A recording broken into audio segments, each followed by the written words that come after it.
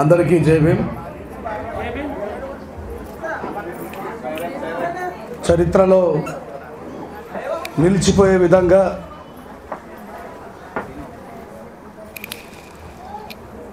ఇదేమవుతున్న పెద్ద సమస్య.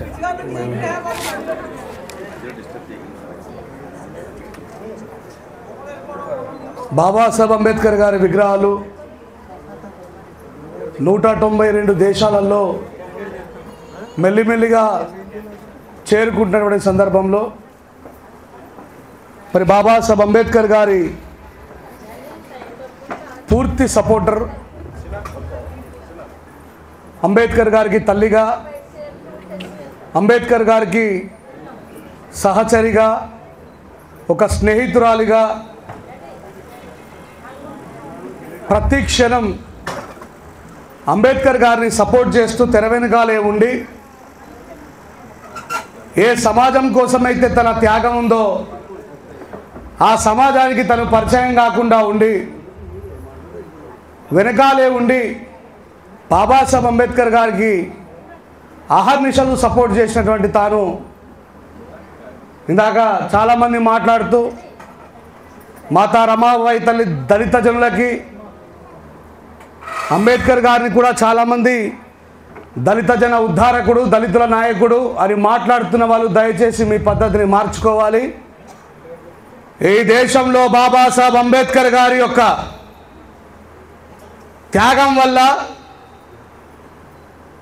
అందరికంటే ముందుగా లాభపడ్డది ద లార్జెస్ట్ కమ్యూనిటీ పీపుల్ బీసీలు అనే విషయాన్ని మనం ప్రచారంలోకి తీసుకురాకపోతే మనమే దగ్గర ఉండి డాక్టర్ బాబాసాహెబ్ అంబేద్కర్ గారి త్యాగాన్ని, పోరాటాన్ని చిన్నదిగా చేసిన వాళ్ళం అవుతాం. మనలో ఉన్నటువంటి మిడిమిడి జ్ఞానంతో అంబేద్కర్ గారిని పూర్తిగా చదవకపోవడం వల్ల అంబేద్కర్ గారిని కేవలం ఒక దళితులకు మాత్రమే నాయకుడిగా మనలో ఉన్నటువంటి మిడిమిడి జ్ఞానం ద్వారా పరిచయం చేస్తూ ఉన్నాం. నేను చాలా సందర్భాల్లో చెప్పాను, ఈ దేశంలో బాబాసాహెబ్ అంబేద్కర్ గారి దయ వల్ల, ఆయన సాక్రిఫైస్ వల్ల ఈ దేశానికి మొట్టమొదటి ప్రధానమంత్రి అయినటువంటి పండిట్ జవహర్లాల్ నెహ్రూ కూతురు అయినటువంటి ఇందిరాగాంధీ గారిని భారతదేశ పర్యటనలో భాగంగా ఒరిస్సాలో ఉన్నటువంటి పూరి జగన్నాథ స్వామి ఆలయానికి ఈ దేశంలో ఉన్నటువంటి పూజారి విధానం ఏదైతే ఉందో, ఇందిరాగాంధీ గారు కాశ్మీర్ పండిట్ అయినప్పటికీ కూడా, స్వయంగా దేశ ప్రధానమంత్రి అయినప్పటికీ, దేశంలో మొట్టమొదటి ప్రధానమంత్రి పండిట్ జవహర్లాల్ నెహ్రూ కూతురు అయినప్పటికీ కేవలం ఒక విధవరాలన్న కారణంగా గుళ్ళోకి రానివ్వకపోతే, ఒక సద్బ్రాహ్మణురాలి గుళ్ళోకి రానివ్వకపోతే ఆమెని పార్లమెంట్లోకి రప్పించగలిగింది బాబాసాహెబ్ అంబేద్కర్ గారు రాసిన భారత రాజ్యాంగం అని చెప్పాను. ఒకవైపు బాబాసాహెబ్ అంబేద్కర్ గారు లేకపోతే ఇందిరాగాంధీ గారికి గుడిలోకి ప్రవేశం నిరాకరించబడితే అదే విధవరాల్ని ఈ దేశం యొక్క పార్లమెంట్లోకి రెడ్ కార్పెట్ వరిసి ఆహ్వానించిన మహానుభావుడు డాక్టర్ బాబాసాహెబ్ అంబేద్కర్ గారు అని చెప్తా ఉంటే, దళిత జననాయకుడు, దళిత జన ఉద్ధారకుడు అని చెప్పేసి మనమే బాబాసాహెబ్ని చిన్నగా చేస్తున్నాం. తెలియకపోతే తెలుసుకోవాలా. బాబాసాహెబ్ అంబేద్కర్ గారు ఒకవేళ నిజంగానే దళిత జన ఉద్ధారకుడు అయితే యునైటెడ్ నేషనల్ ఆర్గనైజేషన్, ఈ ప్రపంచంలో 192 దేశాలతో ఏర్పాటు చేయబడ్డ ఐక్యరాజ్య సమితిలో ఒకసారి కాదు, 2 సార్లు కాదు, 3 సార్లు ఈ ప్రపంచంలో ఉన్నటువంటి మేధావులలో గొప్పవాడు ఎవరు అంటే డాక్టర్ బాబాసాహెబ్ అంబేద్కర్ అని ప్రపంచం మొత్తమే ఒప్పుకొని, మరి పోయిన సంవత్సరానికంటే ముందు అంబేద్కర్ గారి పుట్టినరోజైనటువంటి ఏప్రిల్ 14నే ఈ ప్రపంచంలో జ్ఞానం పుట్టిన దినోత్సవంగా నాలెడ్జ్ డేగా జరుపుతూ ఉంటే, మరి మనం బాబాసాహెబ్ అంబేద్కర్ గారిని దళిత జన ఉద్ధారకుడు అనడం మానేయాలి దయచేసి.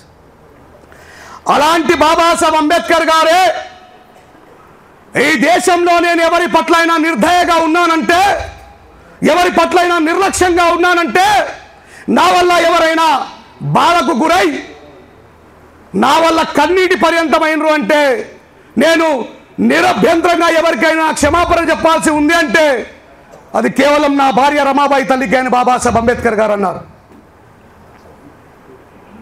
అంటే బాబాసాహెబ్ అంబేద్కర్ అంతటి మహానుభావుడు ఈ దేశంలో ఉన్న కాశ్మీర్ నుంచి కన్యాకుమారి వరకున బ్రాహ్మణుల దగ్గర నుంచి పడితే దళితులలో ఉన్నటువంటి చివరి కులానికి కూడా న్యాయం చేసిన మహానుభావుడు నేను ఎవరికన్నా రుణపడి ఉన్నానంటే అది నా భార్య అన్నాడు. ఏమన్నాడు?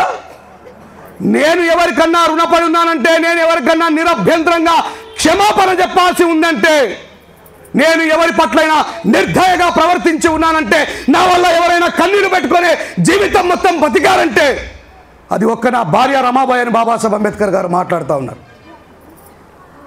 మరి అలాంటి రమాబాయి తల్లిని ప్రొద్దుల్లేస్తే దేవుడు దేవుడు అని బాబాసాహెబ్ అంబేద్కర్ గారిని గుండెలపై మోస్తున్న మనం, ఆయనే చెప్తున్నాడు నేను రుణగ్రస్తుని నా భార్య రమాబాయి కానీ మనమెంత బాబాసాహెబ్ అంబేద్కర్ గారు చెప్తుండగా. అలాంటి రమాబాయి తల్లి త్యాగాన్ని గుర్తించినటువంటి మీరంతా కూడా నిజమైన ధన్యజీవులు అని చెప్పి చెప్తా ఉన్నా. 120 కోట్ల అంబేద్కర్ గారి విగ్రహాన్ని పెట్టడం ఒక వంతు అయితే, ఆ 120 కోట్ల విగ్రహాలకు వెన్నుముకల నిటారుగా నిలబెట్టిన తల్లి రమాబాయి అంబేద్కర్ గారు ఒక్క విగ్రహమే ఒకవైపు అని చెప్తున్నాం. అలాంటి విగ్రహాన్ని ఏర్పాటు చేసుకున్నటువంటి మీ ముమ్మడి వరం ఆ విగ్రహాన్ని తన బాధ్యతగా గుర్తించి తను ఒక స్త్రీ అయి ఈ స్త్రీలకి బాబాసాహెబ్ అంబేద్కర్ గారు కల్పించినటువంటి గొప్ప ఆలోచన విధానాన్ని తెలుసుకున్నటువంటి మీ ప్రాంతంలో పుట్టిన డాక్టర్ మా అమ్మ భానుమతి గారు ఆ విగ్రహాన్ని ఏర్పాటు చేయడం కోసం ముందుకొచ్చినందుకు వారికి హృదయపూర్వకమైన పాదాభివందనాలు తెలియజేస్తా ఉన్నా. అంటే ఎప్పుడు మనం ఒక విషయాన్ని గమనిస్తూ ఉంటాం, అంబేద్కర్ గారు రమాబాయి తల్లి పట్ల ప్రవర్తించిన ప్రవర్తన ఎలా ఉంది, ఆయన రమాబాయికి ఏ రకమైనటువంటి సోపానాన్ని ఏర్పాటు చేసిండో, మరి నిజంగా మనము మన పిల్లల పట్ల, మన అక్క చెల్లెల పట్ల, మన భార్యల పట్ల ఆ రకమైనటువంటి ప్రవర్తన కలిగి ఉన్నామా అనే విషయాన్ని ఒకసారి గుర్తు చేసుకోవాలి.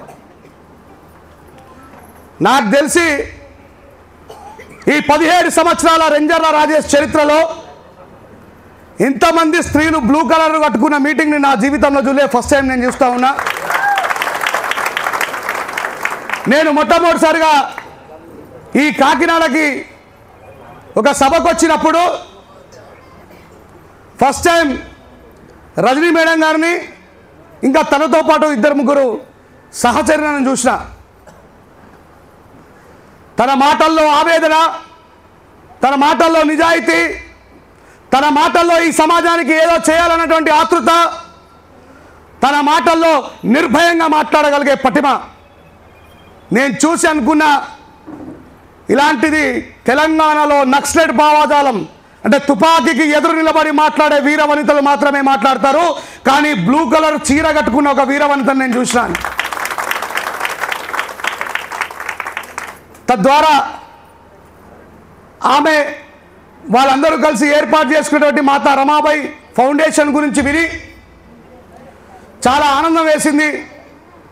తర్వాత మరో కార్యక్రమంలో ఈ అక్కా చెల్లెలందరినీ కూడా నేను కలుసుకొని, అంటే స్త్రీలు ఎప్పుడైతే ముందడుగు వేస్తారో ఆ రాజ్యంలో విజయ పతాక రెపరెపలాడబోతుందని బాబాసాహెబ్ అంబేద్కర్ గారు చెప్పారు.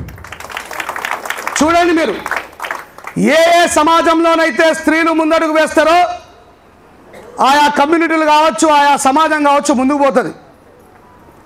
మరి ఎస్సీ సమాజంలో ఉన్నటువంటి, నిజమే మాట్లాడుతున్నాను నచ్చుకోకండి మళ్ళా, సరేనా? ఈ ఎస్సీ సమాజంలో ఉన్నటువంటి ప్రధానమైన దుర్లక్షణం ఏంటంటే మన స్త్రీలను వీలే బయటకు రానివారు. నేను చాలా సందర్భాల్లో చూస్తూ ఉంటా, కూతుర్ని గవర్నమెంట్ స్కూల్లో చదివిస్తారు, కొడుకుని. This is not call a discrimination. ఏ వివక్ష కోసం అయితే జీవితం మొత్తం త్యాగం చేసిండో బాబాసాహెబ్ అంబేద్కర్ గారు, ఆ అంబేద్కర్ గారి పేరు చెప్పుకొని అంబేద్కర్ గారి నాయకుడిగా సమాజంలో తిరుగుతూ పిల్లలను మాత్రం మీటింగ్లకు తీసుకురారు, కూతుళ్ళని మీటింగ్లకు తీసుకురారు, చెల్లెలను అక్కా చెల్లెలను మీటింగ్లకు తీసుకురారు. నాకు ఇప్పటికీ అర్థం కాని విషయం ఏంటంటే, అంబేద్కర్ అంటే ఏమైనా ఉన్మాద తల్లి? ఆయన వల్ల ఎవరైనా అన్యాయానికి గురయ్యారా? ఆయన ఏమన్నా పాకిస్తాన్ నాయకుడా, ఆఫ్ఘనిస్తాన్ నాయకుడా? మరి మన బాబాసాహెబ్ అంబేద్కర్ గారి యొక్క చరిత్రని మన వాళ్ళకి పరిచయం చేయడం కోసం ఎందుకు వెనుకబడుతున్నాం మనం? ఇమాన్ వాటర్ తీసుకోరా. ఈ విషయాన్ని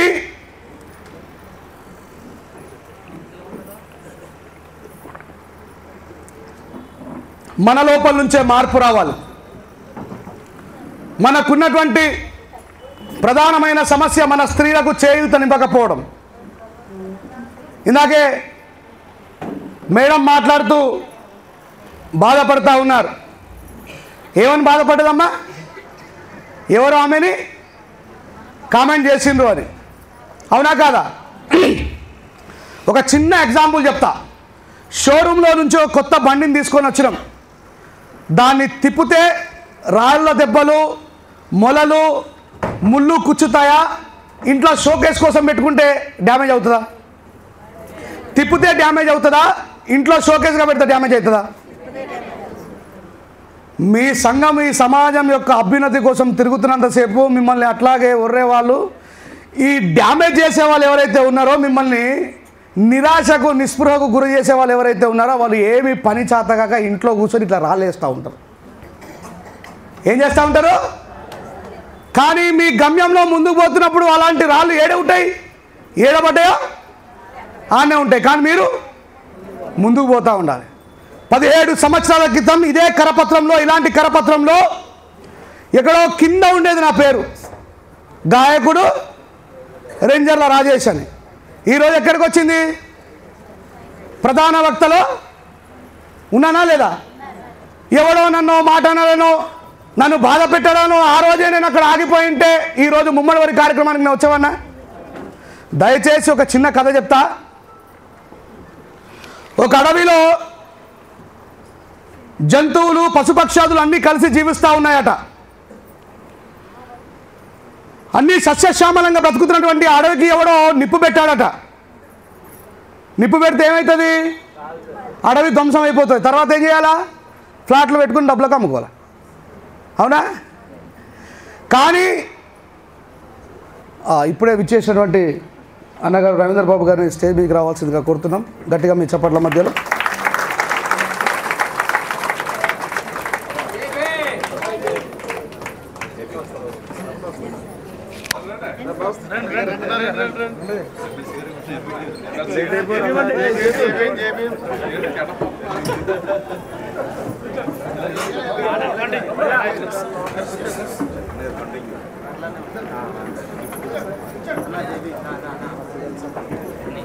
అలా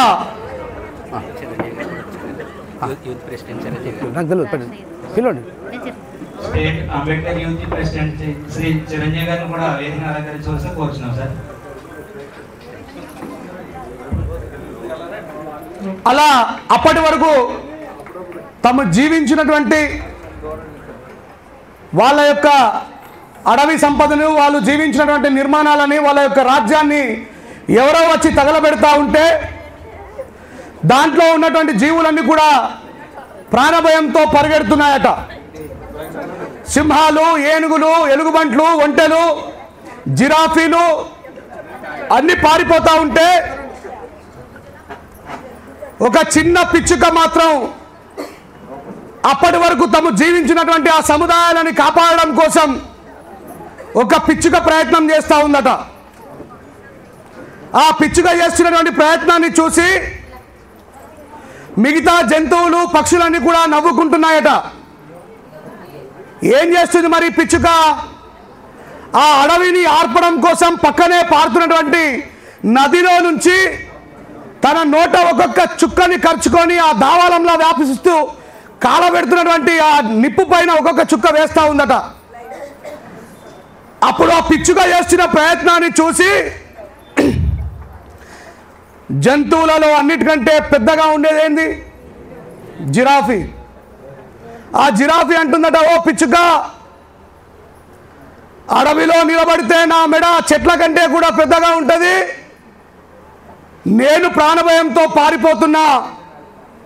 అడవికి రాజైన సింహం పారిపోతుంది, బలమైన గజరాజు ఏనుగు పారిపోయింది, మరి ఒంటెలు, గుర్రాలు అన్నీ పారిపోతుంటే నువ్వు ఆఫ్టర్ ఆల్ ఒక పిచ్చుకవి, నువ్వు ఆఫ్టర్ ఆల్ ఒక పిచ్చుకవి, నువ్వెంత, నీ ఆకారం ఎంత, తగలబడుతున్న అడవెంత, నువ్వు ఒక్కొక్క చుక్క నోట ఖర్చుకొని వాటిపై వేస్తుంటే అది ఆరిపోతుందా?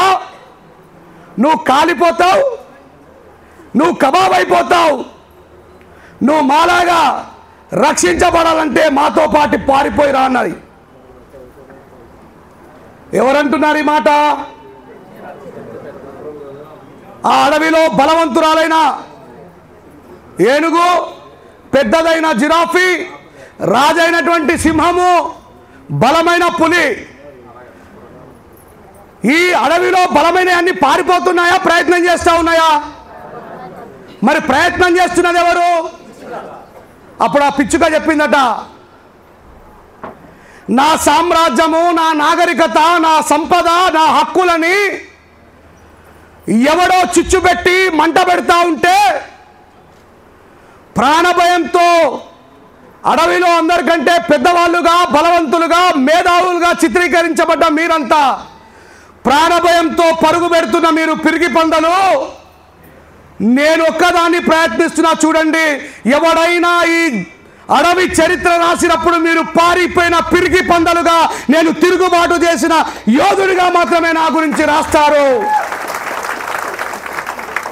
ఈరోజు ఆ పిచ్చుక ఎవరో కాదు, మాతా రమాబాయి ఫౌండేషనే. సమాజంలో మేధావులుగా, బలవంతులుగా, మేమే అన్ని తెలిసిన వాళ్ళుగా మాట్లాడుతున్నా ఎవరు మీకు సపోర్ట్ చేయరు. ఎందుకు చేయరు? ఎందుకంటే వాళ్ళు స్వార్థపరులు కాబట్టి, ఈ సమాజం గురించి మర్చిపోయిన దుర్మార్గులు కాబట్టి, ఈ సమాజం పట్ల కేవలం మీకు ప్రేమ ఉంది కాబట్టి మీరు మాత్రమే చరిత్రలో నిలిచిపోతారు యోధులుగా, వాళ్ళంతా కూడా పిరికి వాళ్ళుగా మిగిలిపోతారు. గుర్తుపెట్టుకోండి. చాలామంది ఉన్నారు. బాబాసాహెబ్ అంబేద్కర్ గారి వల్ల ఉద్యోగాలు పొంది, బాబాసాహెబ్ అంబేద్కర్ గారి వల్ల పదవులు పొంది, బాబాసాహెబ్ అంబేద్కర్ గారి వల్ల పార్లమెంట్లో కూర్చొని, బాబాసాహెబ్ అంబేద్కర్ గారి వల్ల అసెంబ్లీలో కూర్చొని, బాబాసాహెబ్ అంబేద్కర్ గారి వల్ల కలెక్టర్లు అయ్యి, బాబాసాహెబ్ అంబేద్కర్ గారి వల్ల ఆర్డీఓలు అయ్యి, బాబాసాహెబ్ అంబేద్కర్ గారి వల్ల ఎంఆర్ఓలు అయ్యి, ఈ సమాజాన్ని విస్మరించి వాళ్ళ భార్యా పిల్లల కోసమే బ్రతుకుతున్న దుర్మార్గుల కంటే మీరు కోటి రెట్ల గొప్పవాళ్ళని చెప్తా ఉన్నా నేను. ఆడవాళ్ళ వల్ల ఏమవుతుంది అని అనుకోకండి. ఒక అంబేద్కర్ గారిని కన్నది కూడా ఒక ఆడతల్లి అని గుర్తుపెట్టుకోండి. బాబాసాహెబ్ అంబేద్కర్ గారు ఏం చెప్పిందంటే, ఎంత గొప్ప యోధునైనా, ఎంత గొప్ప మేధావినైనా, ఎంత గొప్ప కీర్తిపరునైనా సరే ఒళ్ళోన మొట్టమొదటి గురుస్థానాన్ని ఇచ్చేది తల్లి. కాబట్టి ఏ స్త్రీలైతే దేశంలో జ్ఞానవంతులై ప్రశ్నించగలుగుతారో ఆ దేశం ఈ ప్రపంచంలో అన్నిటికంటే గొప్పగా ఉంటుందని చెప్పాడు బాబాసాహెబ్ అంబేద్కర్ గారు. మీరు ఎప్పుడు బయటకు వెళ్ళినరు? మాతా రమాబాయి ఫౌండేషన్కి ఎన్ని సంవత్సరాలు చెప్పండి? మీరు 3 సంవత్సరాల కింద బయటకు వెళ్ళినరు. ఇందిరాగాంధీ గారు ఎన్ని సంవత్సరాల కింద బయటకు వెళ్ళినరు? ఈ దేశానికి మొట్టమొదటి ప్రధానమంత్రి గారి కూతురు ఆమె. ఆమెకి అవమానాలు తప్పాయా? ఏమన్నారు? గుళ్ళోకి వెళ్తా అంటే, నువ్వు విధవరాలివి, నువ్వు భర్త లేని ముండరాలివి, నిన్ను గుళ్ళోకి రానియం, గెట్ అవుట్ అన్నారు. కానీ బాబాసాహెబ్ అంబేద్కర్ ఏమన్నాడు? తల్లి, నువ్వు బాధపడకు, నువ్వు భర్త లేకపోయినా ఈ దేశంలో నువ్వు ఒక ఓటర్వి, నీకు అందరితో సమానమైన హక్కు ఉంది, నువ్వు పార్లమెంటుకు రా అన్నాడు బాబాసాహెబ్ అంబేద్కర్ గారు. అందుకే అంబేద్కర్ గారిని ప్రయోగాత్మకంగా ప్రయోగించేటప్పుడు కూడా మన లోపల స్మిత ప్రజ్ఞ ఉండాలి. నాకు చాలా బాగా అనిపిస్తుంది అంబేద్కర్ దళిత నాయకుడు అంటే. మనమే దళిత నాయకుడు అంటే అవతలలో ఏమంటారు? ఇక ఇప్పుడేమో ఏమైందండి, ఇప్పుడు ఏమంటున్నారు? అంబేద్కర్ గారిని మాలవుల నాయకుడు అంటున్నారు. అంటున్నారా లేదా? సో అట్లా ఆ తల్లి బాబాసాహెబ్ అంబేద్కర్ గారు తన కొడుక్కి భార్య కావాలని ఎప్పుడు వెతకలేదండి.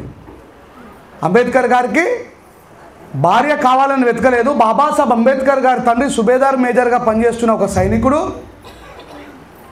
వాళ్ళ చుట్టాలింటికి వెళ్ళినప్పుడు అనుకోని సంఘటనలో బాబాసాహెబ్ అంబేద్కర్ గారి తండ్రి రామ్జీ సక్పాల్ గారు ఒక చురుకైన అమ్మాయిని చూసిండు ఒక ఇంట్లో. ఆయన స్నేహితుడింటికి ఈయన భోజనానికి వెళ్తే చాలా చిన్నగా ఉన్న అమ్మాయి చాలా పద్ధతిగా, మర్యాదగా, పెద్దలతో చాలా అద్భుతంగా ప్రవర్తిస్తూ భోజనాలు పెట్టే సమయంలో, భోజనాల్ని ప్రిపేర్ చేసే సమయంలో ఒక ఇంటికి మూల స్తంభంలాగా కనిపించింది.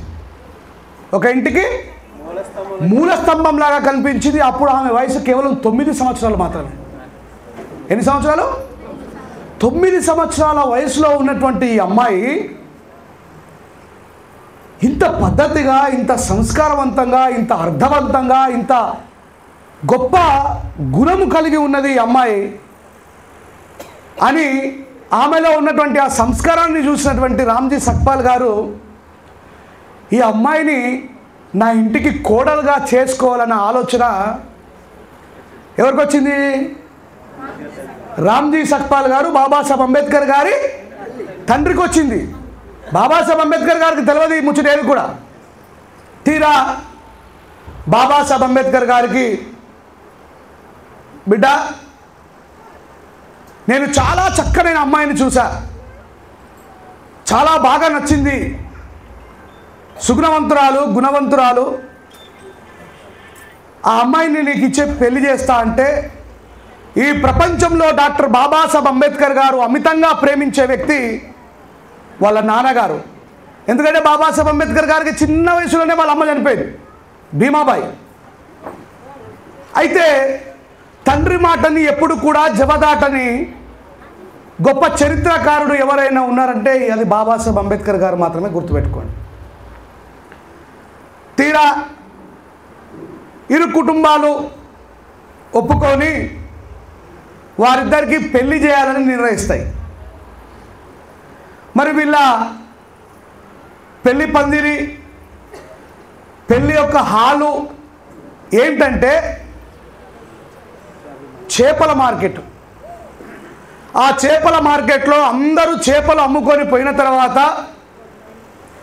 ఆ మార్కెట్లో అత్యంత కంపు కొడుతున్నటువంటి ఆ చేపల మార్కెట్లో ఇక్కడ ఒక విషయాన్ని బాగా గుర్తుపెట్టుకోండి, మీరు మర్చిపోకూడని విషయం ఏమిటంటే అంబేద్కర్ గారి తండ్రి ఎవరు? ఒక సుబేదార్.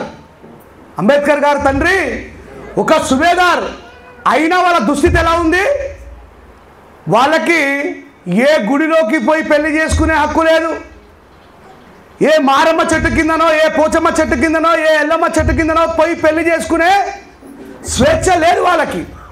బాబాసాహెబ్ అంబేద్కర్ గారి పెళ్లి, బాబాసాహెబ్ అంబేద్కర్ గారి పెళ్లి మండపం ఎక్కడ? ఒక చేపల మార్కెట్లో, అది కూడా అర్ధరాత్రి దాటిన తర్వాత. అది కూడా అర్ధరాత్రి దాటిన తర్వాత బాబాసాహెబ్ అంబేద్కర్ గారు, రమాబాయి తల్లి ఇద్దరు పక్కపక్కనే నిల్చొని రామ్జీ సక్పాల్ గారు ఇంకా కొద్దిమంది పెద్దల సమక్షంలో పెళ్లి జరుగుతూ ఉంటే వాళ్ళ దురదృష్టం ఎలా ఉందో చూడండి. బోరున వర్షం పడడం స్టార్ట్ అయింది. బోరున ఒకవైపు ఈ సమాజం వారికి సహకరించలేదు, ఇంకోవైపు వాళ్ళకి ఆర్థిక సంపత్తి లేదు, ఇంకోవైపు వాళ్ళు పుట్టిందే ఒక అంటరాని కులంలో, ఏ చెట్టు కిందికి వెళ్ళి కూడా ఓ రాయిగా పెట్టినటువంటి ఆ గుడి దగ్గర కూడా పెళ్లి చేసుకునేటువంటి స్వేచ్ఛ, స్వాతంత్రం లేనటువంటి మనుషులు వాళ్ళు.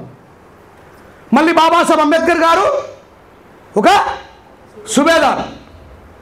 అప్పుడు రమాబాయి, బాబాసాహెబ్ అంబేద్కర్ ఇద్దరు కూడా చిన్న వయసు వాళ్ళే. ఇట్లా వర్షం పడుతూ ఉంటే బాబాసాహెబ్ అంబేద్కర్ గారు, రమాబాయి తల్లి వర్షంలో తడుస్తే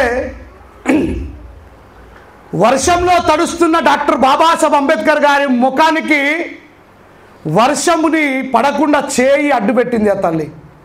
ఎంత త్యాగగుణమో చూడండి. ఫస్టే అంబేద్కర్ గారిని నేను అంటే వాళ్ళకు మంత్రాలు లేవు, వేల మంత్రాలు లేవు, పాస్టర్ గారు లేరు, ముల్లా లేరు, ఎవరు లేరు. ప్రకృతి వర్షమై వాళ్ళని దీవిస్తుందేమో.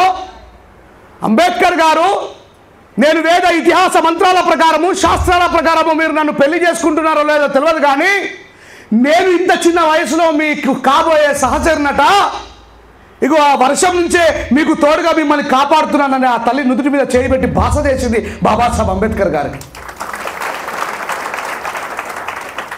ఈ మాటని బాగా గుర్తుపెట్టుకోండి తల్లి. బాబాసాహెబ్ అంబేద్కర్ గారి జీవితంలో రమాబాయి తల్లి ప్రవేశించిన మొదటి రోజు సంగతి చెప్తున్నా, ఇంకో 10 నిమిషాల్లో ఆమె చివరి రోజు కూడా చెప్తా. అలా మొదలైనటువంటి వారి జీవితం బాబాసాహెబ్ అంబేద్కర్ గారికి, బాబాసాహెబ్ అంబేద్కర్ గారి తండ్రికి మధ్య ఒకటే డిస్కషన్ రోజు. ఏం డిస్కషన్? బిడ్డ భీమరావు, మన జాతిలో చదువుకునే అవకాశం ఎవరికి కూడా లభించలేదు బిడ్డ. నా గురువు గారు మహాత్మా జ్యోతిబా పూలే ఆయన స్థాపించిన విద్యాలయాల్లో చదువుకున్నా కాబట్టి కొద్దో గొప్ప చదువుకోవడం వల్ల నేను ఒక సుబేదారిని కాగలిగిన బిడ్డ. నా పూలే మహాత్మా జ్యోతిబా పూలే ప్రతి క్షణం నాకు ఏ విషయాన్ని అయితే చెప్పిండో, ఏ అక్షరం వల్ల మాత్రమే మన తలరాతలు వేలాది సంవత్సరాలుగా అంటరాని వాళ్ళని ఊరవతలకు నెట్టివేయబడ్డాయో ఆ తలరాతల్ని మార్చగలిగేది కేవలం ఒక విద్య మాత్రమే అని వీళ్ళిద్దరి మధ్య రోజు డిస్కషన్ జరిగేది. ఇదంతా కూడా ఎవరు వింటున్నారు? రమాబాయి తల్లి వినేది. ఓ, ఆ విద్య అంత గొప్పదైందా? అందుకే మా మామయ్య ప్రతిరోజు నా భర్తకు చెప్తా ఉన్నాడు అని. బాబాసాహెబ్ అంబేద్కర్ గారికి ప్రతిరోజు స్కూల్లో అవమానాలు జరగడం. బాబాసాహెబ్ అంబేద్కర్ గారి ఇంటికి వచ్చి నేను స్కూల్కు వెళ్ళను నాన్న, నాకు నీళ్లు ముట్టుకోవడానికి అవకాశం ఇవ్వట్లేదు, గటేర్లో నీళ్లు తాగమని అంటున్నారు, నాకు పైనుంచి ఎవరో ఒకరు వచ్చి పోస్తే తప్ప నీళ్లు లేవు, నేను ఇంత అవమానాన్ని భరిస్తూ నేను చదువుకోలేను నాన్న అని బాబాసాహెబ్ అంబేద్కర్ గారు అలిగి రావడం. రామ్జీ సత్పాల్ గారు, నానా కనీసం నువ్వు స్కూలు కిటికీ బయటనైనా కూర్చునే అవకాశాన్ని సంపాదించుకున్నావు, కారణం నేను నీ తండ్రిని ఒక సైన్యాధికారిని కాబట్టి. ఇక భారతదేశంలో కాశ్మీర్ నుంచి కన్యాకుమారి వరకు ఉన్నటువంటి మన జాతులలో ఈ అవకాశం నీకు తప్ప ఎవరికి లేదు బిడ్డ. ఎన్ని అవమానాలైనా సరే భరించి ఈ జాతుల యొక్క తలరాతని విముక్తి గీతానికి నువ్వు నాంది పలకాలి బిడ్డ. భీమరావు, ఎంత కష్టం వచ్చినా ఓర్చుకో బిడ్డ, ఎంత బాధ పెట్టినా ఓర్చుకో బిడ్డ, కానీ అధైర్యపడకు, విద్యను విడువకు. ఇదంతా ఎవరి ముంగట జరుగుతుంది రోజు డిస్కషన్? నా భర్త ఏడుస్తున్నాడు, నా మామ కూడా ఏడుస్తున్నాడు, అయినా నా మామ ఏడుస్తూ నా భర్తను ఓదారుస్తున్నాడు. కేవలం దేనికోసం? విద్య కోసం. కాశ్మీర్ నుంచి కన్యాకుమారి వరకు ఉన్నటువంటి ఈ పీడితుల బతుకును మార్చగలిగే అవకాశం ఈ జాతులలో కేవలం నీకు ఒక్కరికి మాత్రమే వచ్చింది బిడ్డ, దాన్ని సద్వినియోగపరచుకో అని చెప్తా ఉన్నాడు. రమాబాయి తల్లికి రోజు మైండ్లో ఏం ఫీడ్ అవుతుంది? నా భర్త చదువుకుంటేనే ఈ దేశంలో ఉన్న పీడితుల తలరాతలు మారుతాయి, నేను ఎప్పుడు కూడా ఆయనకు అడ్డుకట్టగా మారకూడదు అని చిన్నప్పటి నుంచే రమాబాయి తల్లి తనకు తాను అలవాటు చేసుకున్నది. 8 అవుతుంది ఇంటికి రావా అని ఫోన్ చేయలే, అవస్థ పెట్టలే, బాధ పెట్టలే. బాబాసాహెబ్ అంబేద్కర్ గారి ఇల్లు ఎంత చిన్నదంటే ఒకళ్ళు ఇంట్లో పడుకుంటే మిగతా వాళ్ళు బయట పడుకోవాలా, మిగతా వాళ్ళు బయట పడుకుంటే ఒకళ్ళు ఇంట్లో పడుకోవాలా. చాలా కష్టాలను చవి చూసినటువంటి బాబాసాహెబ్ అంబేద్కర్ గారిని రమాబాయి తల్లి ఎట్లా కాపాడుకున్నదంటే, ఎన్నిసార్లు ఇంట్లో చాలని ఆ గంజినో ఆ గట్కనో నన్ను అడిగితే బాబాసాహెబ్ అంబేద్కర్ గారి జీవితంలో అందరికంటే ఎక్కువగా ఆకలిని అనుభవించింది ఆ కేవలం ఒక తల్లి మాత్రమే, గుర్తుపెట్టుకో. అలా బాబాసాహెబ్ అంబేద్కర్ గారు పెరుగుతున్నారు, ఆయనతో పాటు రమాబాయి తల్లి పెరుగుతూ ఉంది. రమాబాయి తల్లి బాబాసాహెబ్కు అడ్డుకట్టగా మారకూడదని ఆయన మెట్రికులేషన్ పాస్ అయిన తర్వాత పై చదువుల కోసం ఏం చేయాలో అర్థం కాక రామ్జీ సత్పాల్ గారు బాధపడుతుంటే షియాజీ రాయ్ గాయక్వాడ్ గారి దగ్గరికి కేలిస్కేర్ అనే ఒక పండితుడు, ఎందుకు రామ్జీ సత్పాల్ నువ్వు అంత కన్నీరు పెడుతున్నావు, ఎందుకు బాధపడుతున్నావు అంటే, అయ్యా నా దగ్గర ఉన్న స్తోమత మొత్తం కూడా ధారపోసి నా కొడుకుని నేను మెట్రికులేషన్ వరకు తీసుకుపోగలిగాను, పై చదువులకి నా దగ్గర స్తోమత సరిపోవట్లేదు, నా కొడుకు చదువుకుంటేనే ఈ దేశంలో ఉన్న పీడితుల రాత మార్చగలుగుతాడు, నా కొడుకుని పై చదువులకు నేను ఎట్లా పంపించాలని ఏడుస్తే ఈ కేలిస్కేర్ పండితుడు అనే ఒక బ్రాహ్మణైన, ఎప్పుడు రెంజర్ల రాజేష్ బ్రాహ్మణులను తిడతారంటారు కదా, ఆ కేలిస్కేర్ పండితుడికి వేలాది కోట్ల నమస్కారాలు తెలియజేస్తున్న ఆయన మంచోడు కాబట్టి ఆ కేర్ పండితుడు, అయ్యో గిదానికే ఎందుకు బాధపడుతున్నావు, నేను భీమరావుని తీసుకెళ్తా, ఈ రాజ్యాన్ని పరిపాలిస్తున్న బరోడా సంస్థానపు మహారాజు పై చదువులు ఉత్తీర్ణత అద్భుతంగా సాధించిన వాళ్ళకి నేను భరణం ఇస్తా, స్కాలర్షిప్ ఇచ్చి విదేశాలకి పంపిస్తా అని అన్నాడు. ఆయన భరణాన్ని అందుకోవడానికి పూర్తి స్థాయి ఎలిజిబిలిటీ కలిగిన వాడు నీ కొడుకు అని భీమరావుని బాబాసాహెబ్ అంబేద్కర్ గారిని తీసుకుని ఆ కేర్ పండితుడు ఆ రాజ్యంలోకి వెళ్ళినప్పుడు అందరూ రాజుగారికి పడుకొని దండాలు పెడతారు. ఆంధ్రప్రదేశ్లో రాజకీయ నాయకులకు దండాలు పెట్టినట్టు, తెలంగాణలో కూడా రాజకీయ నాయకులకు దండాలు పెట్టినట్టు. అయ్యగారు కనబడగానే ఎట్లుంటే మనలో ఇట్లా ఊగుతూ ఉంటాడు. నేను బాబాసాహెబ్ అంబేద్కర్ వారసుని కాబట్టి ఎవరిని చూసినా భయపడా. మీరు కూడా అట్లా తయారు కావాలనేది నా బాధ అంతా కూడా. ఇక్కడ ఒక చిన్న సబ్మిషన్ చేస్తా. ఇందాక చాలామంది మాట్లాడుతూ రాజకీయ నాయకులని పిలుస్తున్నారు, రాజకీయ నాయకుల్ని పిలవద్దు. ఎవరు ఓట్ల ద్వారా గెలిచిరండి? వాళ్ళు ఎవరు ఓట్లేస్తే గెలిచింది? మనకు నచ్చినా నచ్చకపోయినా భారత రాజ్యాంగం ప్రకారం 5 సంవత్సరాలు వాడు మన పని మనిషి. గుర్తుపెట్టుకోండి. ఏమని నువ్వు ఫర్గెట్. బాబాసాహెబ్ అంబేద్కర్ గారు భారత రాజ్యాంగం ఏం చెప్తుంది? భారత ప్రజలమైన మేము మాకు మేము రాసుకున్న భారత రాజ్యాంగం అన్నాడు. ఎవడు అబ్బసొత్తు కాదన్నాడు బాబాసాహెబ్ అంబేద్కర్. గుర్తుపెట్టుకోండి. ఎవరు ప్రజలంటే ఎవరు? ప్రభుత్వం ప్రజలంటే, మనం కాదు. ఎప్పుడైనా మీరు మాట్లాడేటప్పుడు గుర్తుపెట్టుకోండి, యూ పీపుల్ ఆర్ సర్వెంట్స్ కాదు మీరు. మనం సుపీరియర్స్, మనము సుపీరియర్స్, మనం ఓనరు. వాళ్ళంతా మన పని మనుషులు. గుర్తుపెట్టుకో. దాంట్లో పెద్ద పని మనిషి, నడిపి పని మనిషి, చిన్న పని మనిషి అని 3 ఉంటారు. ఎంపీలు, ఎమ్మెల్యేలు, సీఎం అని, అంతే. అది భారత ప్రజాస్వామ్యానికి ఉన్న గొప్పతనం అండి. అది అర్థం చేసుకోకపోతే ఎట్లా? ఇంట్లో వర్కర్ని చూసి గజ తాడు ఓనరు. అది అట్లా తయారు కావాలండి బాబాసాహెబ్ అంబేద్కర్. సో బాబాసాహెబ్ అంబేద్కర్ గారు ఈ ఓనర్షిప్ని ఎప్పుడు ప్రదర్శించారో చెప్పడానికి ఎగ్జాంపుల్ చెప్పినా మీకు. బరోడా మహారాజు షియాజీ రాజా గాయక్వాడ్ గారి దగ్గరికి వెళ్ళగానే అందరూ పడుకొని సాగిలపడి దండం పెడతా ఉంటే బాబాసాహెబ్ అంబేద్కర్ పక్కకు పోయి చేతులు కట్టుకుని ఇట్లా. ఆడ ఉన్న బాపనుల మంత్రికి మండిపోయింది. ఎవడ్రాయి నా కొడుకు, మేమందరం సాగికి సలాం చేస్తుంటే వీడు చేతులు పట్టుకుని నిలబడ్డాడు. కేర్ పండితుడికి కూడా పోయి కాలు మొక్కిండు, కానీ బాబాసాహెబ్ మొక్కలే. అప్పుడు షియాజీ రాజా గాయక్వాడ్ గారి మనసులో ఏముందో తెలుసా? మా ఈడెవడో తగ్గేదే లేదంటాడు, వీడు మునగాడు అవుతారు అనుకున్నాడు. ఏమనుకున్నాడు?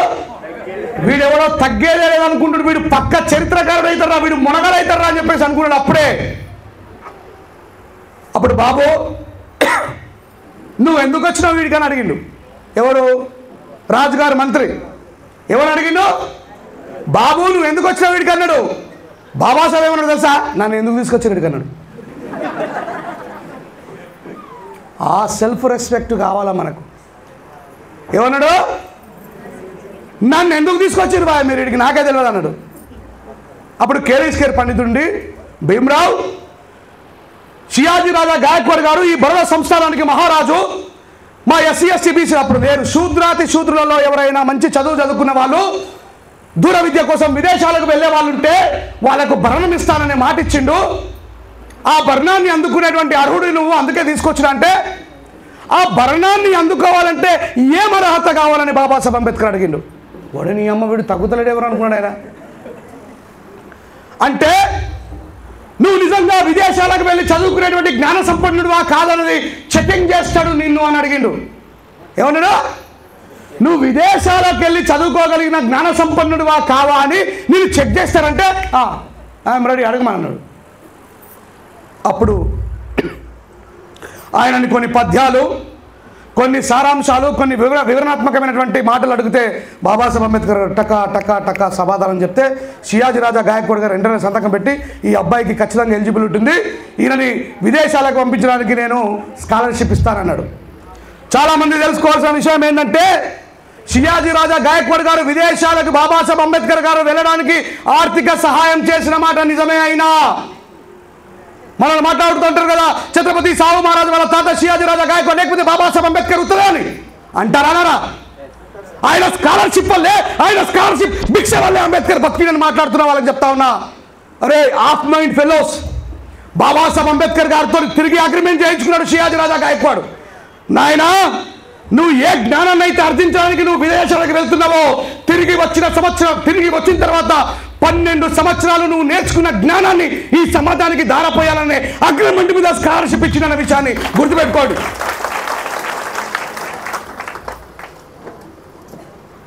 ఇది తెలియకుండా అంబేద్కర్ గారికి భిక్ష పెట్టిండ్రు, అంబేద్కర్ గారు లేరు. అందుకే అంట స్పష్టంగా బాబాసాహెబ్ అంబేద్కర్ గారి గురించి తెలుసుకోవాలా. ఇట్ ఈస్ భిక్షనా, ఇట్ ఈస్ అగ్రిమెంటా? ఇట్ ఈస్ భిక్షనా, ఇట్ ఈస్ అగ్రిమెంటా? షియాజీ రాజా గాయక్వాడ్ గారు క్వాలిఫై అయినటువంటి ఒక విద్యార్థిని చేరదీసి అక్కడ నేర్చుకున్న జ్ఞానార్జన తిరిగి మళ్ళీ 12 సంవత్సరాలు ఇక్కడ నేర్పాలని అగ్రిమెంట్ మీద బాబాసాహెబ్ అంబేద్కర్ గారికి స్కాలర్షిప్ ఇచ్చిందే తప్ప ఆయన భిక్ష పెట్టాలనే సంగతి నిర్భయంగా చెప్పాలా మనం. ఆడికి పోయిన తర్వాత బాబాసాహెబ్ అంబేద్కర్ నేర్చుకున్నాడు, అయిపోయింది. మరి ఆయన షిప్లో విదేశాలు వెళ్ళడానికి రెడీ అయిపోతున్నారు. అందరికంటే ఎక్కువగా బాబాసాహెబ్ అంబేద్కర్ దూరంగా ఉంటే బాధపడేది ఎవరు? రమాబాయి తల్లి. అప్పుడు బాబాసాహెబ్ అంబేద్కర్ గారు రమాబాయి తల్లి దగ్గరికి వెళ్ళి, అమ్మా నీకో మాట చెప్పాలనుకుంటున్నా, మరి నువ్వు ఒప్పుకుంటావో ఒప్పుకోవో, కానీ తప్పనిసరి పరిస్థితి నేను తెలుసులేండి నాకు. నీకు ఇట్లా తెలుసు? మామయ్య గారు చెప్పారు, మీరు ఆల్రెడీ మహారాజు గారి దగ్గరికి వెళ్ళారట, అప్లికేషన్ పాస్ అయిపోయిందట, మీరు విదేశాలకు వెళ్తారు అంతే కదా. ఒడి మీ అమ్మ, మరి నీకు ఏం బాధగా లేదా? మరి మీరు లేకపోతే తలరాతలు మారాయన సంగతి చిన్నప్పటి నుంచి వింటూ వస్తున్నాగా, ప్లీజ్ గో అని చెప్పేసి బొకే లేకపోయినా అంత ధైర్యంగా చెప్పగలిగింది ఆ తల్లి, అంత ధైర్యంగా. ఇప్పుడు బాబాసాహెబ్ అంబేద్కర్ గారిని ఒకవేళ నువ్వు పోతే నేను సూసైడ్ చేసుకుంటా, నువ్వు పోతే నేను చచ్చిపోతా, నన్ను ఎందుకు లగ్గం చేసుకుని వచ్చినావు, నడి మధ్యలో ఇడిసెవెటాలకు వచ్చినావు అని చెప్పి అనుంటే ఇంతకుముందు ఒక ఆయన మాట్లాడాడు. ఆయన లేకపోతే బాబాసాహెబ్ అంబేద్కర్ ఏడికెళ్ళి పోతుండేనా? చెప్పండి, పోతుండేనా? మరి నన్ను ఎందుకు చేసుకున్నావు అని అడుగుంటే, నడి రోడ్లో ఇడిసెవెట్టడం కోసం నన్ను పెళ్లి చేసుకున్నావా, మార్గ మధ్యంలో నన్ను వదిలేయడం కోసం పెళ్లి చేసుకున్నావా అంటే అప్పుడు బాబాసాహెబ్ ఏం చేస్తాడు? నెత్తి నోరు కొట్టుకొని సపరేట్గా ఆగిపోయేటాడు. కానీ ఆ తల్లి ఏమన్నది? అయ్యా, మీరు వెళ్ళాల్సిన అవసరం ఉందనే విషయం నాకు తెలిసింది, మీరు తప్పకుండా వెళ్ళి జాగ్రత్తగా చదువుకొని రండి, మన సమాజం యొక్క తలమాత రాతని మార్చే అవకాశం ప్రకృతి మీకు ఇచ్చింది, ఆల్ ది బెస్ట్ అని చెప్పి పంపినటువంటి ఒక గొప్ప వీరవనిత రమాబాయి తల్లి అని చెప్పి గుర్తు చేస్తా ఉన్నాం. తర్వాత బాబాసాహెబ్ అంబేద్కర్ గారిని మళ్ళీ రప్పియడం, బడో సంస్థలలో బాబాసాహెబ్ అంబేద్కర్ గారికి సేమ్ వాళ్ళ డాడీకి ఇచ్చినట్టే సైన్యాధికారి ఇవ్వడం, వాళ్ళకి పిల్లలు పుట్టడం, ఆ పిల్లలకి కేవలం గుర్తుపెట్టుకోండి అమ్మా, ముఖ్యంగా స్త్రీలు. అమ్మ సభలో ఎంతమంది స్త్రీలు ఉన్నారో చేయలేపండి ఒకసారి. ఈ ఒక్క విషయాన్ని గుర్తుపెట్టుకోండి జాగ్రత్తగా తల్లి. బాబాసాహెబ్ అంబేద్కర్ లాంటి మహానుభావుడి పిల్లలు ఎలా చనిపోయారంటే కేవలం ఆమెకి భోజనం లేకపోవడం వల్ల. ఏం లేకపోవడం వల్ల? భోజనం లేకపోవడం వల్ల. అంబేద్కర్ గారి భార్య నాకు తెలిసి మహారాష్ట్రలో అందరికంటే ఎక్కువగా దేవుడి పేరు మీద ఉపవాసం ఉండి తనను తాను చంపుకున్న మహిళ కావచ్చు. ఎక్కడ నా భర్తకు అవమానం జరుగుతుందో, రమా తిన్నావా అంటే లేదండి ఈరోజు ఒక పొద్దు. ఏమంటారా ఒక పొద్దుని? అమ్మాయి ఉపవాసం. తెలంగాణ యాస ఏదో తలకాయ. ఎవరు అడిగినా ఈరోజు సోమవారం ఉపవాసం అండి, మంగళవారం రోజు అడిగినా ఈరోజు మంగళవారం ఉపవాసం అండి, బుధవారం ఉపవాసం అండి, గురువారం ఉపవాసం అండి అని అంబేద్కర్ అనే వ్యక్తి కనీసం భార్య పిల్లలకు పట్టెడు అన్నం కూడా పెట్టలేని దుర్మార్గుడు అని ఈ సమాజం అనుకోవద్దని ప్రతిరోజు ఆకలితో అలమటిస్తూ ఆ నిందని దేవుడిపై చేసినటువంటి మహానుభావురాలు తల్లి. ఆమె రొమ్ముల నుంచి పాలొచ్చేవి కావు, ఎందుకంటే ఈమె కడుపులో భోజనం లేదు కాబట్టి.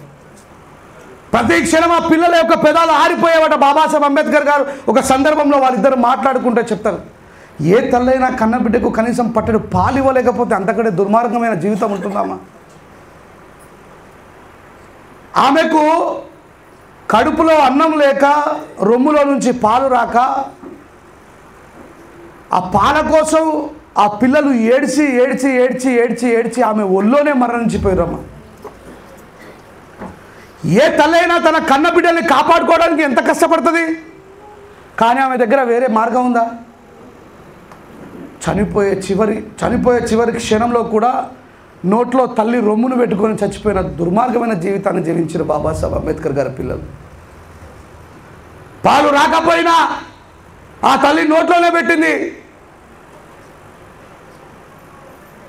ఈరోజు బయట మన కోసం పలావు రెడీ అయింది. ఎన్ని త్యాగాలు! ఆ రోజు ఆ తల్లి ఎక్కడ పెళ్లి చేసుకుంది? ఈరోజు మనం ఏసీలో కూర్చున్నాం. ఎవరి త్యాగం తల్లి? చివరికి ఒక మాట చెప్పి ముగిస్తాం. బాబాసాహెబ్ అంబేద్కర్ గారు తిరిగి దేశానికి వచ్చిన తర్వాత, 3 పిల్లలు చనిపోయిన తర్వాత బాబాసాహెబ్ అంబేద్కర్ గారికి చాలా ఇష్టమైన కొడుకు గంగాధర్. ఎవరండి? గంగాధర్. అప్పుడు బాబాసాహెబ్ అంబేద్కర్ గారు వచ్చి అడ్వకేట్గా పనిచేస్తూ మీటింగ్లను మీద తిరుగుతున్నప్పుడు, అప్పటికి బాబాసాహెబ్ అంబేద్కర్ గారు కొంచెం 4 రాళ్ళు సంపాదిస్తూ ఉన్నారు. అప్పుడప్పుడు కేసులు వాదిస్తూ అది చేస్తూ. కర్మగాలి గంగాధర్ కూడా బాబాసాహెబ్ అంబేద్కర్ గారి కళ్ళ వీళ్ళైతే చూలేడు, కానీ లాస్ట్ అబ్బాయి గంగాధర్ చనిపోయినప్పుడు బాబాసాహెబ్ అంబేద్కర్ లోపల చాలా భయం ఉంటుంది. ఏముంటుందమ్మా? భారతదేశపు చరిత్రని భయపెట్టిన ఒక మహాయోధుడు భయపడుతున్న రాత్రి అది. గంగాధర్ని తీసుకుపోవాలని ఆ అబ్బాయిని అక్కడ పడుకోబెట్టి ఆయనపై కప్పడానికి తెల్లగుడ్డ కూడా లేకుండా బాబాసాహెబ్ అంబేద్కర్ గారి అనుచరులు ముందర కూర్చొని, బాబాసాహెబ్ అంబేద్కర్ గారు రమాబాయి అక్కడ శవం పక్కన కూర్చొని, ఏంట్రా వీళ్ళు ఇంకా శవాన్ని లేపట్లేదు, తొందరగా దహన సంస్కారాలు జరిపించాలి కదా, ఏంటి బాబాసాహెబ్ అంబేద్కర్ గారు ఏం మాట్లాడట్లేదు ఏంటి? బాబాసాహెబ్ అంబేద్కర్ గారు నైట్ షర్ట్లో చేయి పెట్టడం, మళ్ళీ బయటకు తీయడం, మళ్ళీ చేయి పెట్టడం, మళ్ళీ బయటకు తీయడం.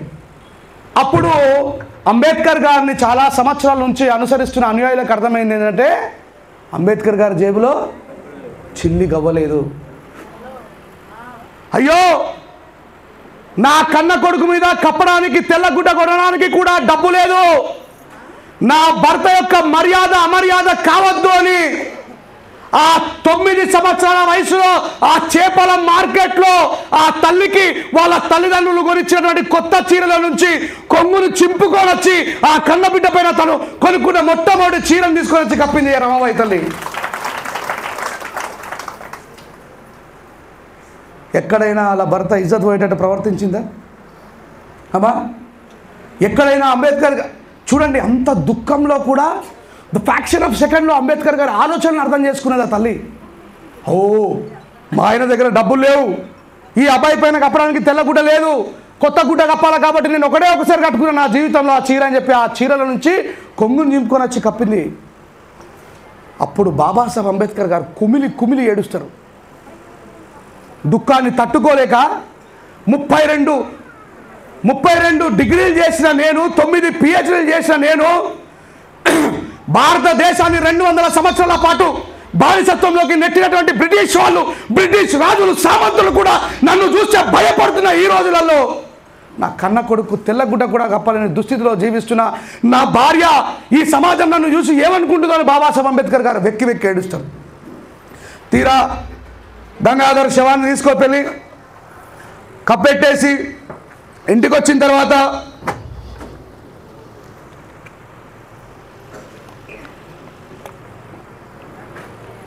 అర్ధరాత్రి 2 గంటల ప్రాంతంలో, ఎంత 2 గంటల ప్రాంతంలో అందరూ పడుకున్నారు.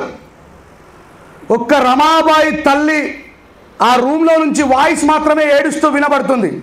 బాబాసాహెబ్ అంబేద్కర్ గారు బయట వాకిట్లో కూర్చున్నాడు. చాలా జాగ్రత్తగా గుర్తుపెట్టుకునేది ఒకటే విషయం, దీని తర్వాత నేను ఆపేస్తా. రమాబాయి తల్లి శోకం మాత్రమే వినబడుతుంది. అరే, 9 గంటలు అయిపోయింది, ఏడుసుడు బంద్ చేసినాం, 10 గంటలైంది, ఏడుసుడు బంద్ చేసినాం, 12 అవుతున్నా ఏడుసుడు బంద్ చేసిండ్రు, 1 అయినా ఏడవడం మానేసిండ్రు, 2 అవుతున్నా రమా ఏడు పాపట్లేదు అని బాబాసాహెబ్ అంబేద్కర్ గారికి భయమైందట. నన్ను తిడుతుందేమో, ఒరే సిగ్గు లేదా నీలాంటి దుర్మార్గుని పెళ్లి చేసుకొని ఒక ధీరమైన స్థితిలోకి నన్ను నెట్టేసామని చెప్పి నన్ను అంటారేమో అని బాబాసాహెబ్ అంబేద్కర్ గారు భయపడుతున్నారు. ఆ రూమ్ వైపు చూడాలన్నా, ఆ రూమ్లోకి అడుగులు వేసి పోవాలన్నా బాబాసాహెబ్ అంబేద్కర్ గడగడలాడిపోతున్నాడు. భారతదేశాన్ని గడగడలాడించిన ఒక మహానుభావుడు ఆ రూమ్ వైపు పోవడానికే గడగడలాడుతున్నాడు. తీరా 3 గంటల ప్రాంతంలో ధైర్యం చేసి ఒకవేళ రమాబాయి ఏడ్చి చనిపోతుందేమో అన్న భయానికి బాబాసాహెబ్ అంబేద్కర్ గారు మెల్లిగా ఆమె పక్కకి వెళ్ళి కూర్చొని ఏడుస్తూ,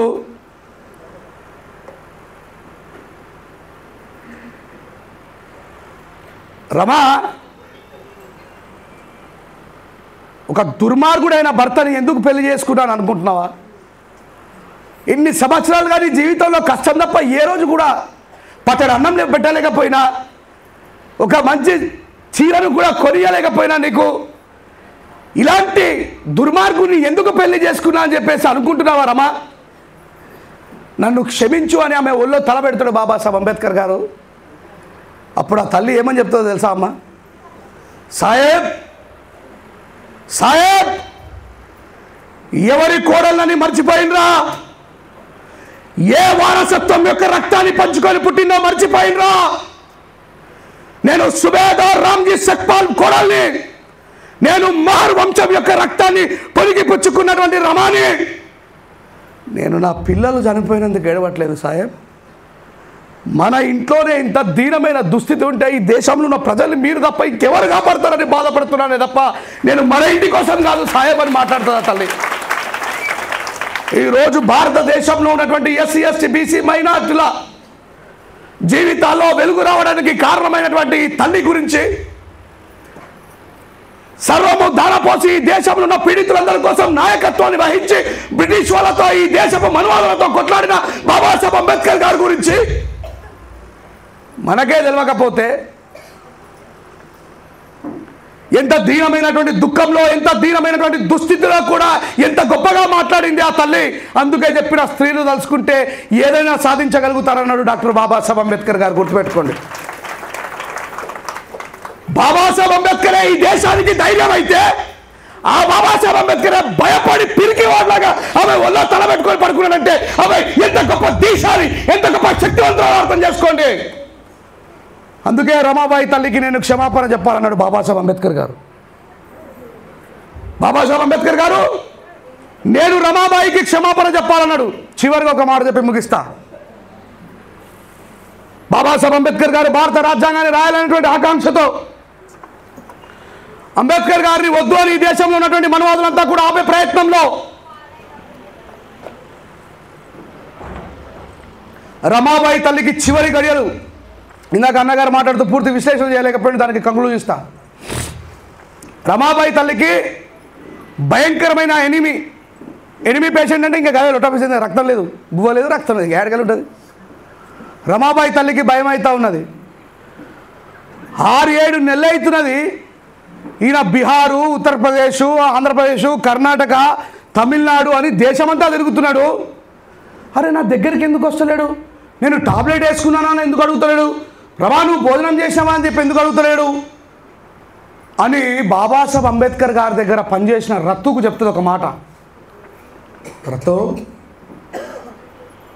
నాకు అర్థమవుతుంది నేను తొందరలోనే మరణించబోతున్నానని. నాకు అర్థమవుతుంది నేను త్వరలోనే మరణించబోతున్నానని. నా ఆరోగ్యం క్షీణించింది. బాబాసాహెబ్కు నా మాటగా చెప్పవా? ఆయనను చూడకుండానే చచ్చిపోతానని భయం అవుతుంది నాకు. అమ్మా ఏందమ్మా అట్లా మాట్లాడతారు మీరు? నిజం రత్తు, నాకు భయం అవుతుంది, ఖచ్చితంగా చెప్పు, ఎట్లన్నా సరే కన్వే చేయి ఈ మెసేజ్ అంటే. రాత్రి 12:30 తర్వాత వచ్చిన బాబాసాహెబ్ అంబేద్కర్ గారికి చెప్తారు, అయ్యా అమ్మ లోపల ఏ రోజు కూడా అలా వణుకుతూ మాట్లాడినటువంటి రోజు నేను చూడలేదు. అమ్మ చాలా భయపడుతుంది, చాలా దీనంగా అడిగింది సాహెబ్. ఏదేమైనా రేపు బాబాసాహెబ్ అంబేద్కర్ గారిని నాతో మాట్లాడమనండి అని. బాబాసాహెబ్ అంబేద్కర్ గారు పొద్దున్నే 6:30-7 గంటల ప్రాంతంలో వచ్చి రమా అనగానే ఆ తల్లి కళ్ళు తెరిచి, సాహెబ్ ఎలా ఉన్నామని అడగలే, ఏం జరుగుతుంది దేశంలో, మన వాళ్ళకి విముక్తి వస్తుందా? ఆ విముక్తి వైపు మీరు ప్రయాణం చేస్తున్నారమ్మా? మనం అనుకున్నది సాధించడం చాలా తొందరలోనే అయ్యేలాగా ఉంది. ఈ దేశానికి రాజ్యాంగం రాసే అవకాశం నాకు ఇవ్వబోతున్నారు. ఇంకా ఎంతమంది ప్రభుత్వాలు మారినా, ఎన్ని ప్రభుత్వాలు మారినా, ఎంతమంది ప్రధానమంత్రులు మారినా ఈ హక్కులని శాసనాలుగా చేస్తున్నా, నేను మరణించిన తర్వాత కూడా వాటిని తొలగించాలనేటువంటి పకడ్బందీ ప్లాన్లుగా దాన్ని రాయబోతున్నానని చెప్పినప్పుడు చాలా సంతోషంతో, అవునా ఇన్ని రోజుల మన కళ నెరవేరబోతుందా అని మాట్లాడుతూ, సాహెబ్ నేను ఇన్ని సంవత్సరాలలో ఎప్పుడైనా నేను మీకు బాధ కలిగించినా? లేదు రామా. ఎప్పుడైనా నేను మిమ్మల్ని ఇబ్బంది పెట్టినా? లేదు రామా. ఎప్పుడైనా నేను బాధ పెట్టినా? లేదు రామా. ఎందుకట్లా మాట్లాడుతున్నావు? మరి ఎందుకు గత 6 నెలలుగా కనీసం నాతో మాట్లాడడానికి కూడా మీరు రావట్లేదు అని అడిగితే, నీ క్షీణిస్తున్న ఆరోగ్యాన్ని చూస్తూ, నువ్వు మరణించబోతున్నావు అనే విషయాన్ని తెలుస్తున్న నాకు, నువ్వు మరణిస్తే ఈ ప్రపంచమంతా చీకటిగా మారితే నా కోసం వెలుగులాగా దీపం పట్టుకునే మరో వ్యక్తి లేదు కాబట్టి నేను నిన్ను చూడడానికి భయపడుతున్నా రమా అని మాట్లాడితే, అప్పుడు ఆ తల్లి ఒకటే మాట చెప్పింది, ఆ రోజు మీ నుదుటి మీద వర్షం పడకుండా ఆపగలిగిరా నా జీవితం మొత్తం కూడా మీకే ధార పోసినాక ఒక్క విషయం తెలుసుకుందామని అనుకున్నా అని చెప్పి ఆ రోజు సాయంత్రమే చనిపోయింది ఆ తల్లి. అంటే చిన్న వయసులో నేను మీ దగ్గరికి వచ్చి, అంటే చనిపోయేటప్పుడు సాటిస్ఫాక్షన్ లేదు నాకు, ఎందుకు 6 నెలల నుంచి నాకు దూరం పెడుతున్న పెద్ద అయినా, నన్ను ఎందుకు పట్టించుకోవట్లేదు, పుష్కలను ఏమైనా తప్పు చేసినా అని చెప్పి అనుకున్నా, ఇక నేను చచ్చిపోయినా సరే అని చెప్పి అనుకున్నది. ఆమె మనసులో ఎంత ఆవేదన ఉన్నదో తెలియదు. కానీ ఆ రోజు సాయంత్రమే రమాబాయి తల్లి చనిపోయింది. దాని తర్వాత బాబాసాహెబ్ అంబేద్కర్ గారు 4 నెలలు బయటకు రాలేకుండా చాలా కష్టాలు పడ్డారు. అంటే కొద్దిమంది మూర్ఖంగా మాట్లాడుతున్న వాళ్ళకి స్త్రీ యొక్క పాత్ర ఎంత అమూల్యమైందో, ఎంత గొప్పదైందో తెలియాలి. అలాంటి వాళ్ళు బహుశా స్త్రీలను గౌరవించరేమో నాకు తెలియదు. కానీ ప్రతి స్త్రీ కూడా పురుషుణ్ణి అర్థం చేసుకోవడంలో, ఇంటిని ఒక సక్రమమైన మార్గంలో నడపడంలో, ఆ ఇంటాయనని సక్రమమైన మార్గంలో నడిపించడంలో ఆ స్త్రీ గొప్పదైనప్పుడే ఆ ఇల్లు గెలుస్తుంది. ఆ స్త్రీ గొప్పదైనప్పుడే ఆ దేశం గెలుస్తుంది. ఆ తల్లి చేసిన త్యాగం వల్లే ఎస్సీ ఎస్టీ బీసీ మైనార్టీల ప్రజలకు హక్కులను ఇవ్వగలిగిండు బాబాసాహెబ్ అంబేద్కర్ గారు అనే విషయాన్ని గుర్తుపెట్టుకొని, ఆ రమాబాయి ఒక సంఘాన్ని స్థాపించుకున్న మీరు ఆమెలాగే మీ భర్తల్ని అర్థం చేసుకొని, సమాజాన్ని అర్థం చేసుకొని, మన జీవితమే దుఃఖమయమైన జీవితం, మన జీవితమే దుఃఖమయమైన జీవితం. మనల్ని వేలాది సంవత్సరాలుగా హింసించరు, మనల్ని వేలాది సంవత్సరాలుగా బాధ పెట్టరు, మనల్ని వేలాది సంవత్సరాలుగా అవమానిస్తూనే ఉన్నారు. అవమానాలు నాకు లేవనుకున్నారా? అవమానాలు తనకు లేవనుకున్నారా? అవమానాలు అమ్మకు లేవనుకున్నారా? అవమానాలు మన అందరికీ ఉన్నాయి. ఏ సమాజం కోసమైతే నాయకత్వం వహిస్తామో, ఎటువైపు రజనీ గారు ఉన్నారా? ఏ సమాజం కోసం, ఇప్పుడు నేను శ్రీమద్భాగవతం ఇది విష్ణు కథామృతం ఆలపించిన ఆలకించిన మోక్షము సగుచరితం నవరస భక్తి సుధాభరితము. బాపనంలాగా వాడిన నేను మా ఇంట్లో కూర్చొని అద్భుతంగా పాటలు రాసుకోగలుగుతా, అద్భుతంగా పాడగలుగుతా. నేను ఈ సమాజాన్ని ప్రశ్నించి, ఏ సమాజం చేతనైతే మన సమాజం అంటరానితనానికి నిత్యం గురవుతుందో వాళ్ళ కోసం పోరాడినందుకే కదా నా ఇంటి మీద దాడి జరిగింది. అవునా కదా? నన్ను చివరి రోజు వరకు కాపాడుకొని నేను లాస్ట్ రోజు భోజనం చేసి అమ్మ వాళ్ళ ఇంట్లోనే, మన భానుమతి అమ్మవారి ఇంట్లోనే గట్టిగా చప్పట్లు కొట్టాను. రేంజర్ల రాజేష్నే కాపాడిన వాళ్ళు. సో ఇవి బాబాసాహెబ్కు తప్పలేవు, బాబాసాహెబ్ అంబేద్కర్ గారి కంటే ముందు పుట్టిన మహాత్మా పూలే గారికి తప్పలేవు, ఆయన సహచర్య సావిత్రిబాయి పూలేకు తప్పలేవు, మనకు తప్పవు. గుర్తుపెట్టుకొని, ఎవడెవడైతే వీడి వల్ల ఏమి కాదు కాదు కాదు కాదు అని అంటారో వాళ్ళ ముందరనే ఏదన్నా చూపించినప్పుడే మన విజయం. వీళ్ళు ఏంది రమాబాయి సంఘం అని పెట్టుకున్నారు, వీళ్ళతో ఏమవుతుంది అని అనుకున్నారా లేదా? మరి ఎవరూ చేయలేని ఒక సాహసోపేతమైన చర్య రమాబాయి తల్లి విగ్రహాన్ని పెట్టి చూపెట్టారు. అది కాదా మీ విజయం? 5 రాష్ట్రాల్లో అత్యంత బిజీగా ఉండే రేంజర్ల రాజేష్ని రప్పించగలిగారు. ఇది కాదా మీ విజయం? అనర్గళంగా మాట్లాడగలిగే మీ సహోదరి కూడా ఇక్కడి వరకు రప్పించుకోగలిగారు. ఇది కాదా మీ విజయం? 90% జరిగే పాజిటివ్ ఎనర్జీని ఎంజాయ్ చేయండి. 10% నెగిటివ్ని ఎంజాయ్ చేయదు, పక్కన ఇట్లా అనేయాల. ఈ కార్యక్రమం సక్సెస్ అయిందా కాలేదా? అందరం హ్యాపీగా మనం రమాబాయి తల్లి విగ్రహాన్ని ఆవిష్కరించుకున్నామా లేదా? అయ్యో ఎమ్మెల్యే గారి కంటే ముందే మాట్లాడకపోతే అందరూ వెళ్ళిపోతారు అనుకున్నారు. కెమెరా దింపి చూపెట్టరా ఎమ్మెల్యే గారి తర్వాత అందరు ఉన్నారో లేదా? జైబీం చెప్పండి గట్టిగా, జైబీం చెప్పండి గట్టిగా. వీళ్ళు ఎమ్మెల్యే గారి కోసం వచ్చిన జనాలు కాదు అని నిరూపించారు. ఇది కాదా మాతా రమాబాయి ఫౌండేషన్ యొక్క విజయం? ఇట్లా పాజిటివ్ ఎనర్జీని ఎంజాయ్ చేయండి. ఎక్కడో వేరే వేరే రాష్ట్రాలలో ఉండే రెంజల రాజేష్ గారే రాగలిగినారు. చాలా మంది అనుకున్నారు వస్తాడా రెంజల రాజేష్, నిజంగా ఆయన వస్తాడా? ఎందుకు రావండి? స్త్రీలు ముందుకు కదిలిన తర్వాత ఎవరైనా వాళ్ళకు సలాం కొట్టాల్సిందే. వాళ్ళ కొడుకునే నేను కానమ్మా, మీలాలో ఒక తల్లే కదా నన్ను అన్నది. మరి మీరు చేస్తున్న దానికి సహకారం అందించకపోతే నా జ్ఞానము, నా గొంతు, నా తెలివి ఎందుకు? ఇంకా ఎవరి దగ్గర తాకట్టు పెట్టుకోవడం కోసం కాదు కదా. ఈ తల ఒకవేళ దించాల్సి వస్తే మహానుభావుడి దగ్గర తప్ప నా కొడుకు దగ్గర దించాను నేను. మీరు కూడా అట్లే తయారయ్యే ఆ స్ఫూర్తితో ముందుకు పోవాలని ఈ ఒక్క మీటింగ్తోనే కాదు, ఈ కోనసీమ అంబేద్కర్ జిల్లా రమాబాయి తల్లి ఫౌండేషన్ ఒక స్ఫూర్తి అయి ఒక విత్తనంగా మొలకెత్తి 3 సంవత్సరాల లోపలనే అఖండ విజయాన్ని సాధించి మాతా రమాబాయి తల్లి విగ్రహాన్ని పెట్టినటువంటి ఘనతని సొంతం చేసుకున్న మీరు, ఎక్కడ అన్యాయం జరిగినా, ఎవరికి అన్యాయం జరిగినా ముందుగా నిలబడి నడవండి. నేను లేకపోతే చాలా మంది మీ తోడుగా ఉంటారు, గుర్తుపెట్టుకోండి. మీరు సంకల్పిస్తే ఏదైనా సాధించగలుగుతారు. మళ్ళీ చెప్తున్నా, మీరు ఎప్పుడు కూడా డీలా పడొద్దు, ఏది కాదనుకోవద్దు. అమ్మ రమాబాయి తల్లి విగ్రహానికి ఆర్థికంగా సహాయం చేసింది. అలాంటి చాలామంది మీరు పని చేస్తూ ఉంటే, నేను సమతా సైనిక్ దళలో జాయిన్ అయినప్పుడు ఒక ప్రధాన కార్యదర్శిగా జాయిన్ అయిన 2009లో.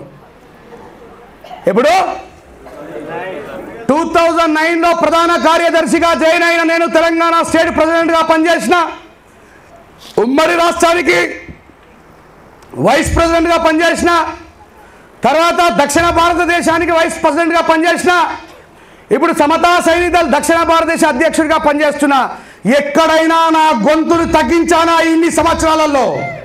కోనసీమ అంబేద్కర్ గారి జిల్లాకి అంబేద్కర్ గారి పేరు తొలగించాలంటే 2 రాష్ట్రాలను కలుపుతూ హైదరాబాద్ నడిబొట్టుని రణరంగాన్ని చేసిన ఒక సమతా సైనికుడిగా, ఎక్కడ అన్యాయం జరిగినా దళితులకు కానీ బీసీలకు కానీ ముందుకొచ్చి మాట్లాడినా నేను ఎక్కడ కూడా పనిని ఆపలే. నేను ఎక్కడ పనిచేయడం ఆపలే. నన్ను చాలామంది మన జాతి అంటేనే పీతల జాతి.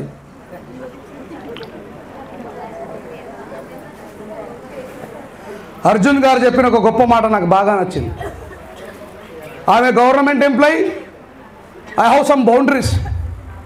నేను ఒక గవర్నమెంట్ ఎంప్లాయీని, నాకు కొన్ని బౌండరీస్ ఉన్నాయి. నేను చేయలేని బౌండరీని నా భార్య ముందుకు తీసుకుపోవాలి ఈ సమాజం కోసం అని చెప్పి అంబేద్కర్ గారి వల్ల తిండి తింటుండు కదా. కోట్లాది మంది ఉద్యోగస్తులు బాబాసాహెబ్ అంబేద్కర్ గారి తిండి తిని మర్చిపోయిన లుచ్చన కొడుకుల కంటే, దుర్మార్గుల కంటే కోట్లాది రెట్లు గొప్పడిన ఇట్లాంటి వాళ్ళు కావాలా ఈ సమాజానికి? గుర్తుపెట్టుకొని బాబాసాహెబ్ అంబేద్కర్ గారు ఒక సందర్భంలో చెప్తారు, నేను ఇచ్చినటువంటి రిజర్వేషన్ ఫలితాలు పొంది ఉద్యోగాలు పొందినటువంటి చాలా మందిలో వాళ్ళని చూస్తున్నప్పుడు నాకు ఒక మాట చెప్పాలనిపిస్తుంది. Who are the people doing government job, they are alternately slaves of the government అన్న బాబాసాహెబ్ అంబేద్కర్ గారు. ఎవరైతే గవర్నమెంట్ తిండి తింటున్నారో వాళ్ళు గవర్నమెంట్ బానిసత్వాన్ని వహిస్తున్నారు. ఇట్లా బానిసలు అయ్యే వాళ్ళని కాదు, రాజులు చేయాలని చెప్పి కలలుగన్నాను బాబాసాహెబ్ అంబేద్కర్ అన్నాడు.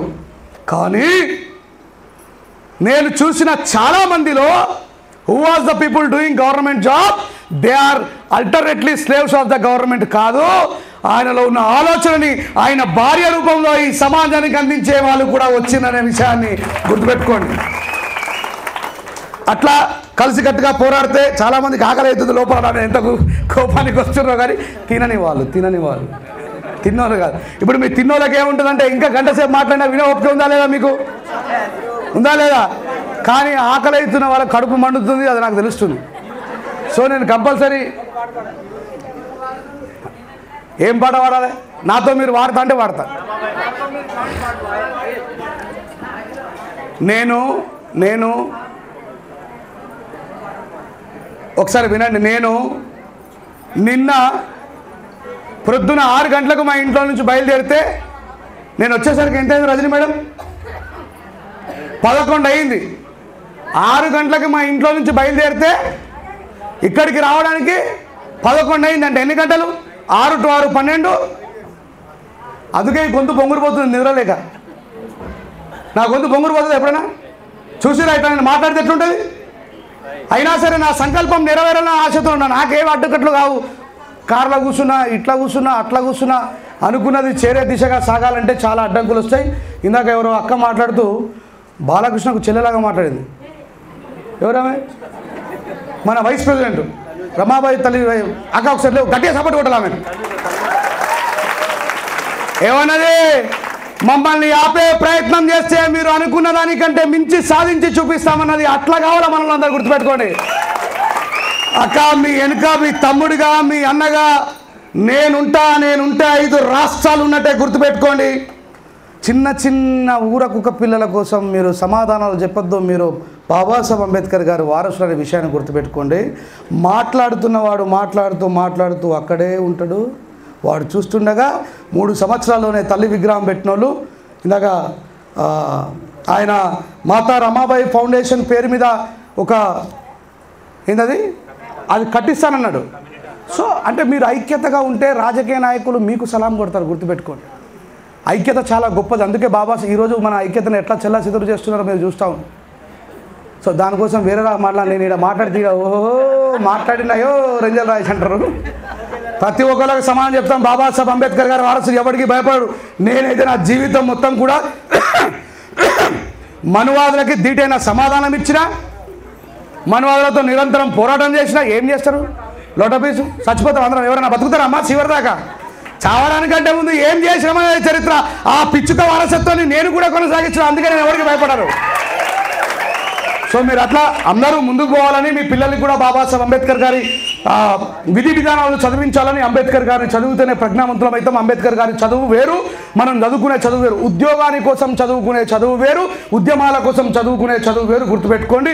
బాబాసాహెబ్ అంబేద్కర్ గారు మన జీవితాలకు వస్తే మనం ఎంఆర్ఓతో మాట్లాడచ్చు, కలెక్టర్తో మాట్లాడచ్చు, మినిస్టర్తో మాట్లాడచ్చు, సీఎంతో మాట్లాడచ్చు. బాబాసాహెబ్ అంబేద్కర్ గారి గురించి తెలుసుకోవడం అంటే ఈ దేశం యొక్క రాజ్యాంగం గురించి తెలుసుకోవడం. బయట వ్యక్తులందరూ కూడా అంబేద్కర్ అనే వ్యక్తి మాలామాదిగల నాయకుడు, అంబేద్కర్ రాసిన మహోన్నతమైన భారత రాజ్యాంగం కేవలం మాలామాదిగల పుస్తకంగా చిత్రీకరిస్తున్నారు. వాటిని తిప్పికొట్టాలంటే మీరు అనుకుంటారు టీవీలలో నేను మాట్లాడుతుంటే వా ఏం మాట్లాడుతున్నాడు రా మా రంజల్ రాయస్ అని. ఆ రెస్పాన్సిబిలిటీ మీది కాదా? నేను ఒక్కరిని వరి చచ్చిపోనా? మీరంతా కూడా తీసుకోవాలి కదా. డాక్టర్ కదిరి కృష్ణ అనేటువంటి వ్యక్తి చెప్పినటువంటి అంబేద్కరిజాన్ని పట్టుకోనే కదా నేను అట్లా తయారైనా. సో ఇదంతా కూడా మన సమిష్టి కృషితో మాత్రమే విజయం సాధిస్తామనే విషయాన్ని గుర్తు చేస్తూ ఏం పాట పాడుకుందాం? రమాబాయి తల్లి పాట మీరు ఎట్లా పాడతారు? మీకు రాదుగా. ఓ మంచి పాత పాట, ఓ పల్లవి ఒక చరణం పాడుకుందాం అందరం. మీరు అందరూ సింగర్లే నాకు తెలుసు. శివుడు ఆలయం పోతేనేమో, రాముడి గుడికి పోతే అందరి బంధువయ్యా అంటారు. చర్చికి పోతే నీవు చేసిన ఉపకారములకు నేనేమి చెల్లింతును.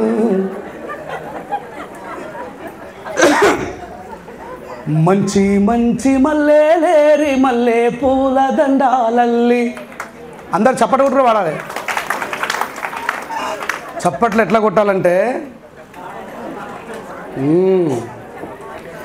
2 పంతులు ఒక ఊరుకు కచేరీ చేయడానికి పోయినట. 2 పంతులు ఒక ఊరికి కచేరీ చేయడానికి పోయినట. మధ్యాహ్నం మంచి ముద్దపప్పు ఆవకాయ పెట్టిరట. సాయంత్రం పడుకొని లేచిన తర్వాత ఒకైనా తబలా చదువుకుంటున్నట, ఇంకొకైనా మైకు చదువుకుంటున్నట. అయితే మెల్లిగా తబలా కొట్టేటైనా గ్యాస్ వదిలిండట తుస్సుమని. ఒడిని అమ్మ హాలంతా కంపు వాసన వస్తుందట. ఆవిడ ఏమన్నాడంటే చూడండి, ఇద్దరు పంతులు మాట్లాడుకునే భాష ఎట్లుంటుందంటే, ఈ మైకు చదువుకునేటని అంటుంటావు నీ అమ్మ వాసన వాసన. ఈ తబలా కొట్టేటని అంటుంట నేనే నేనే. కిందున్న వాళ్ళందరూ కూడా ఎంత రాగయుక్తంగా పాట పాడుతున్నారు ఇద్దరు అని చెప్పి సపోర్ట్ కొట్టారట. గా సప్పట్లు కాదు కొట్టాల్సింది, లయబద్ధమైన సప్పట్లు కొట్టాలి.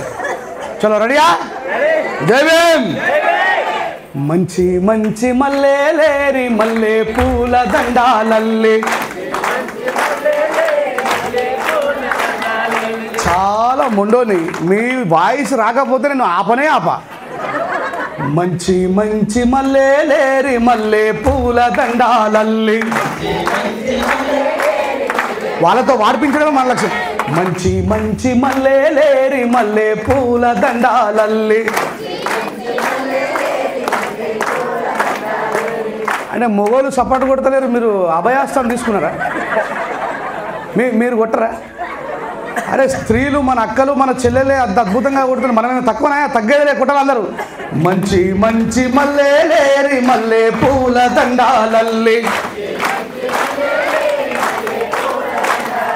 మంచి మంచి మల్లె లేరి మల్లె పూల దండాలల్లి మల్లె పూల దండాలేద్దుమో మా భారత రత్న బాబా సాహెబ్ అంబేద్కర్కు మల్లె పూల మా భారత రత్న బాబా సాహెబ్ మల్లె పూల దండాలేద్దుమో మా భారత రత్న బాబా సాహెబ్ అంబేద్కర్కు మల్లె పూల గట్టిగా దండాలంటూ వేడుకుందుమో మా పీడిత రత్న బాబా సాహెబ్ అంబేద్కర్ను దండాలంటూ వేడుకుందుమో మా పీడిత రత్న బాబా సాహెబ్ మంచి మంచి బంతులేరి బంతి పూల దండాలల్లి అరే మంచి మంచి బంతులేరి బంతి పూల దండాలల్లి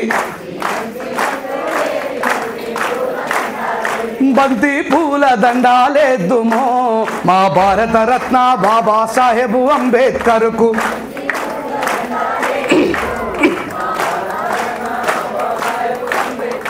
దండాలంటూ వేడుకుందుమో మా పీడిత రత్న బాబా సాహెబ్ అంబేద్కర్ను దండాలంటూ వేడుకుందుమో మా పీడిత రత్న బాబా సాహెబ్. అట్లా ఈ మాట ఎందుకు చెప్పిన, ఈ పాట ఎందుకు పాడిపించిన అంటే నేర్పిస్తే ప్రతి ఒక్కటి నేర్చుకోగలిగేటువంటి సామర్థ్యం ఉన్న వ్యక్తులం మనం. అట్లాగే అంబేద్కర్ గారిని మీ మెదడులో నాటడం కోసం నా వంతు కృషి చేసి మీ బిడ్డగా ఇంత దూరం ప్రయాణం చేసిన మాతా రమాబాయి ఫౌండేషన్ వాళ్ళకి, నా మీద ప్రేమతో గౌరవంతో నమ్మకంతో నన్ను ఇంత దూరం పిలిపించిన ప్రతి అక్కకు చెల్లెకు నేను రజనీ గారికి చాలా సందర్భాల్లో చెప్పాను. నిజంగా కోనసీమలో ఆ కొబ్బరి చెట్ల మధ్యలో మా అక్క చెల్లెలందరూ కూడా బ్లూ కలర్ సారీస్ కట్టుకొని నిలబడితే నిజంగా ఒకప్పుడు సింధు నాగరికత చరిత్రలో మా లేడీ వారియర్స్ ఎట్లా ఉన్నారో నేను చూడలేకపోయిన కథలు విన్నా కానీ నా కళ్ళ ముంగట కనబడే సాక్షాత్కారాన్ని ఇచ్చిరు మేడం నిజంగా అని చెప్పి చాలా సందర్భాల్లో మేడం చెప్పిన. దాని తర్వాత నేను ఒక నాలాంటి లేడీ డైనమిక్ స్పీకర్ని చూసినా ఈ మాట ఇంకా ఎంతమంది డైవర్ట్ చేసుకొని మాట్లాడతారో తెలియదు కానీ ఆమె లేడీ రెంజల్ రాయేష్ లాగానే మాట్లాడిందా, మాట్లాడలేదా? సో మనని మనం ప్రోత్సహించుకోకపోతే మనని ఎవరు ప్రోత్సహించరు. వీలైనంత ఎక్కువగా క్యాంపులకి, క్యాడర్ క్యాంపులకి ఆమెను పిలిపించుకోండి. ఆమెలాగే ఇంకా ఎంతమంది అక్క చెల్లెళ్ళు మంచిగా మాట్లాడే వక్తలున్నా పిలిపించుకోండి. మేము ఎప్పుడు మీరు పిలిచినా వస్తాం. జ్ఞానార్జన చేయకుండా మనం ఏదీ సాధించలేం. నిరంతరం నేర్చుకుంటూ ఉండాలా. ఈ ఒక్కరోజు కార్యక్రమం పెట్టడంతోనే ముగిసిపోయింది కాదు. మరొకసారి రజనీ గారికి చెప్తా ఉన్నానండి, గుర్తుపెట్టుకోండి. ఒక బండరాయిని ఒకరోజు గుళ్ళో ఉన్నటువంటి విగ్రహము కడప రెండు మాట్లాడుకుంటున్నాయట. చూసావురా, నిన్ను నన్ను అదే ఏట్లో నుంచి తీసుకొని వచ్చారు, నీ అమ్మ నన్ను అందరూ తొక్కుకుంటా పోతున్నారు, నిన్ను మొక్కుతున్నారు అని చెప్పన్నారట. ఎవరు? రెండు రాయిలు మాట్లాడుకుంటున్నాయట. నిన్నేమో అందరూ మొక్కుతున్నారు, నన్నేమో అందరూ తొక్కుతున్నారని. మేడం మీకోసం చెప్తున్నా, మంచి మేడం కూర్చోండి, ఒక మాట చెప్పి ముగిచేస్తా. నిన్ను నన్ను ఒకటే చోటు నుంచి తీసుకొచ్చిరు, నువ్వు రాయివే నేను రాయినే, కానీ నన్ను తొక్కుతున్నారు, నిన్ను మొక్కుతున్నారు అంటే ఆ లోపలున్న రాయి సమాధానం చెప్పిందట. నీ అబ్బా, నేను 4 దెబ్బలు కొడితే నువ్వు గడపవైనవు, నన్ను 400 దెబ్బలు కొడితే శిలనైనరా. నిన్ను 4 దెబ్బలు కొట్టిండు, 1 2 3 4 కొట్టగానే నువ్వు గడప అయిపోయినావు. నీకు తీసుకుపోయాడు వాడేసిండు. నన్ను ముక్కు చెక్కడం కోసం, చెవు చెక్కడం కోసం, నా కన్ను చెప్పడం కోసం వాడు నన్ను కొట్టి కొట్టి కొట్టి కొట్టి ఇంత అందంగా తయారు చేసినని. దెబ్బలు తలగకుండా ఎవరం కూడా గొప్ప వాళ్ళం కాము. ఆ చిన్న మీరు కడపలాగా ఉండాలనుకుంటున్నారా, దేవుడు విగ్రహంలాగా ఉండాలనుకుంటున్నారా? చెప్పండి. మాతా రమాబాయి ఫౌండేషన్ వాళ్ళు మీరు గడపలాగా తొక్కే వాళ్ళలాగా ఉండాలనుకుంటున్నారా, మొక్కే వాళ్ళలాగా ఉండాలనుకుంటున్నారా? గట్టిగా ముక్తఖండంతో మిమ్మల్ని చెక్కడానికి శిల్పిగా నా వంతు ప్రయత్నం నేను చేస్తానని నాకు ఈ అవకాశం ఇచ్చిన మీ అందరికీ మరొకసారి హృదయపూర్వకమైన జై భీములు తెలియజేసుకుంటా ఉన్నాను. Thank you very much. జై భీమ్.